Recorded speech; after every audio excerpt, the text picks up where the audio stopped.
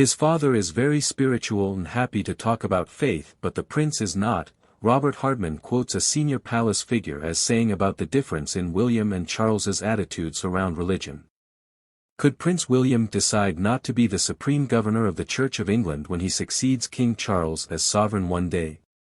Royal biographer Robert Hardman raises the question in his new book, The Making of a King, King Charles III and the Modern Monarchy, serialized in the Daily Mail and out January 18.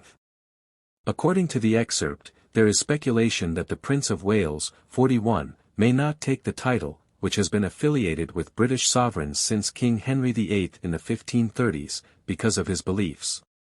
In royal circles, it is no secret that he does not share the king's sense of the spiritual, let alone the late Queen's unshakable devotion to the Anglican Church. Hardman writes of William in The Making of a King, according to the Daily Mail. His father is very spiritual and happy to talk about faith, but the prince is not. He doesn't go to church every Sunday, but then nor do the large majority of the country.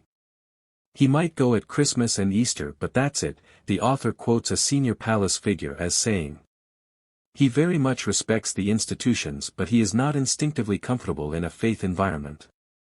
Prince William recently stepped out to attend church at St. Mary Magdalene in Sandringham on Christmas Day with wife Kate Middleton and their children Prince George, 10, Princess Charlotte, 8, and Prince Louis, 5, joining other members of the royal family for the outing observed for generations.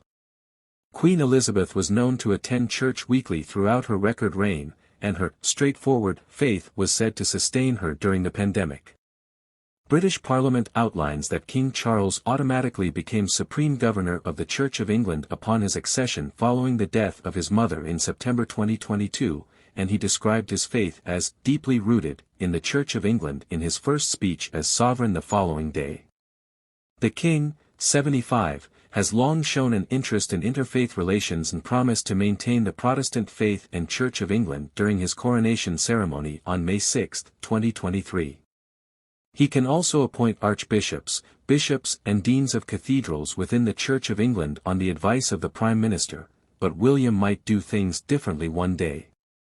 In other differences between father and son, Hardman writes that Prince William favors box sets, television, where King Charles enjoys reading, and does not plan to be invested as the Prince of Wales with pomp and ceremony like his father did in 1969. Hardman sheds new light on details around Queen Elizabeth's death in The Making of a King, including insight into the circumstances surrounding the late monarch's death. In an excerpt in the Daily Mail last Friday, the author shared a memo of the monarch's final moments from her private secretary, Sir Edward Young, who was at Balmoral when the Queen died on September 8, 2022. Very peaceful. In her sleep. Slipped away. Old age. She wouldn't have been aware of anything. No pain, Young notes in the previously unseen memo that is now part of the royal archives, according to the outlet.